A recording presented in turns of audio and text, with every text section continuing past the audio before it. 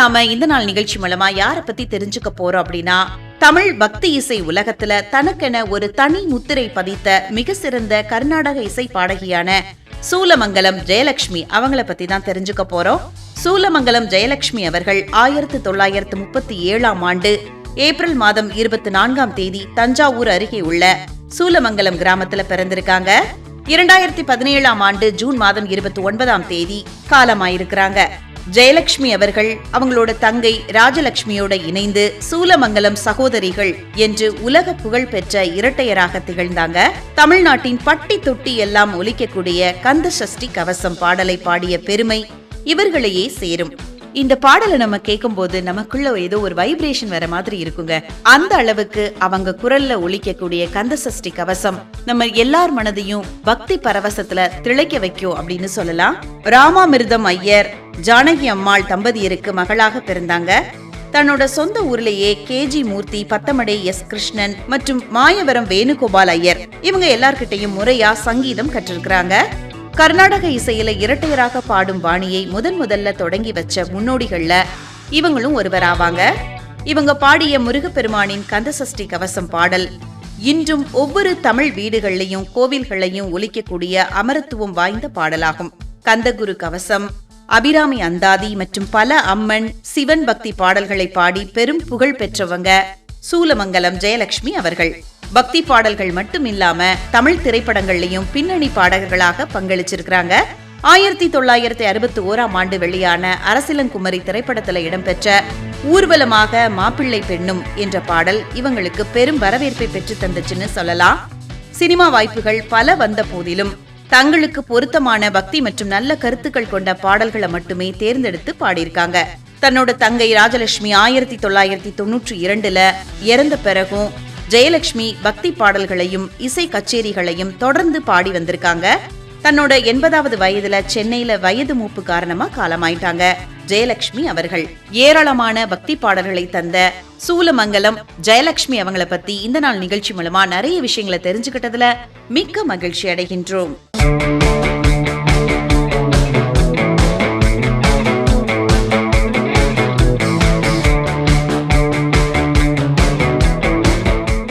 இப்ப நாம இந்த நாள் நிகழ்ச்சி மூலமா யாரு இன்னைக்கு சந்தோஷமா தன்னோட பிறந்த நாளை கொண்டாடிட்டு இருக்காங்க அப்படிங்கறத பத்தி தெரிஞ்சுக்க போறோம். தமிழ் திரையுலகத்துல முன்னணி இளவட்ட நடிகர்கள்ல ஒருவராக வலம் வரக்கூடிய ஹரிஷ் கல்யாண் அவங்க தான் இன்னைக்கு சந்தோஷமா தன்னோட பிறந்த நாளை கொண்டாடிட்டு இருக்காங்க. 1990ஆம் ஆண்டு ஜூன் மாதம் 29ஆம் தேதி சென்னையில பிறந்திருக்கிறாங்க ஹரிஷ் கல்யாண் அவர்கள். சாக்லேட் பாய் தோற்றம் மற்றும் யதார்த்தமான நடிப்பால இலசுகளோட மனதை கவர்ந்த இவரு பிக் பாஸ் நிகழ்ச்சி மூலமா ஒட்டுமொத்த தமிழ் மக்களோட பேராதரவை பெற்றாங்க. சென்னையில பள்ளி படிப்பை முடித்த இவங்க அண்ணாமலை பல்கலைக்கழகத்துல விஷுவல் கம்யூனிகேஷன் பிரிவுல இளங்கலை பட்டம் பெற்றிருக்கிறாங்க. நடிப்பை தவிர இவருக்கு இசையில அதிக ஆர்வம் இருந்திருக்கு. இவர் முறைப்படி கர்நாடக இசை மற்றும் கீபோர்டு வாசிக்க கத்திருக்காங்க. சில படங்கள்ல பாடல்களும் பாடியிருக்கிறாங்க ஹரிஷ் கல்யாண் அவர்கள்.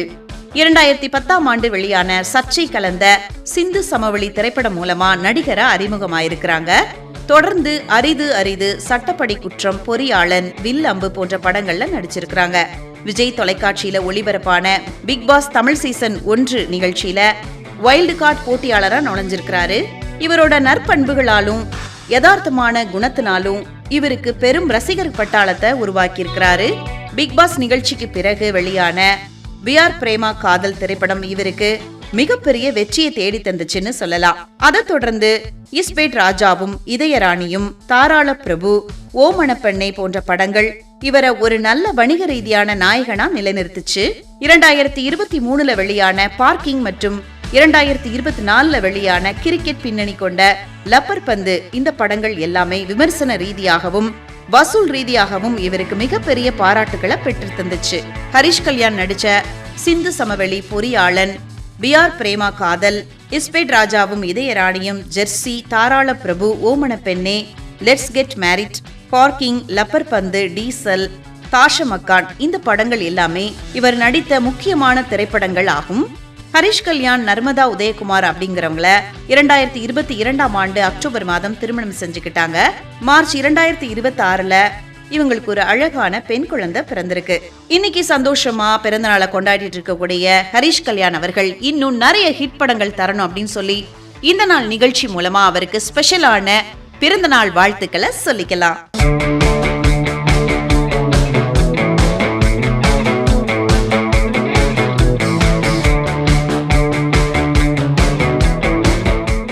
இப்ப நம்ம இந்த நாள் நிகழ்ச்சி மூலமா இன்னைக்கு யாரு அவங்களோட பிறந்த நாளை சந்தோஷமா கொண்டாடிட்டு இருக்காங்க அப்படின்னா, தமிழ் திரையுலகத்துல ஒரு திறமையான இசை அமைப்பாளர், பாடகர் மற்றும் பின்னணி இசை அமைப்பாளரான கார்த்திக் ராஜா. அவங்க தான் இன்னைக்கு அவங்களோட பிறந்த நாளை சந்தோஷமா கொண்டாடிட்டு இருக்காங்க.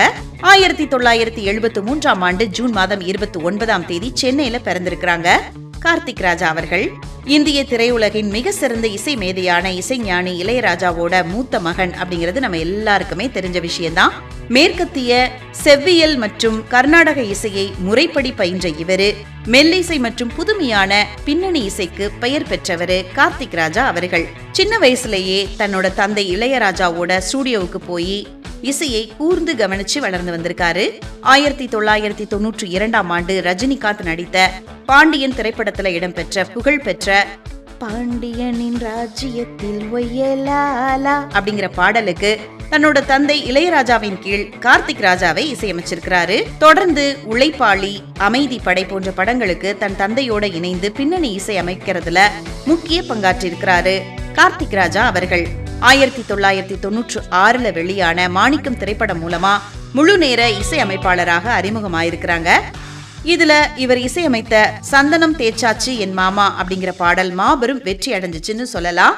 கார்த்திக் ராஜா இசையமைத்த உல்லாசம், நாம் இருவர் நமக்கிருவர், உள்ளம் கொள்ளை போகுதே, டும் டும் டும், ஆல்பம், இந்த படங்கள் எல்லாமே கார்த்திக் ராஜா அவர்களுக்கு சூப்பர் ஹிட் படங்கள் அப்படின்னு சொல்லலாம். தன்னோட அப்பா இளையராஜாவோட இசையை மாதிரியே பாடல்களோட இடை இசையிலும் பின்னணி இசையிலும் இவரது தனித்துவம் எப்போதும் மிளிர்ந்துட்டே இருக்கும். தமிழ் சினிமா உலகிற்கு இவர் ஆற்றிய பங்களிப்பை பாராட்டி அண்மையில தருமபுரம் ஆதீனம் இவருக்கு இசை புலவர் அப்படிங்கிற உயரிய விருதை வழங்கி கௌரவிச்சிருக்கிறாங்க.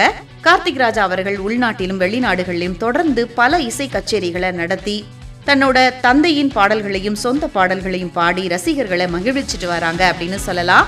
இசையமைப்பாளர் கார்த்திக் ராஜா அவங்களோட திரையுலக பயணம் இன்னும் சிறப்பா இருக்கணும் சொல்லி இந்த நாள் நிகழ்ச்சி மூலமா அவருக்கு ஸ்பெஷலான பிறந்த நாள் வாழ்த்துக்களை சொல்லிக்கலாம்.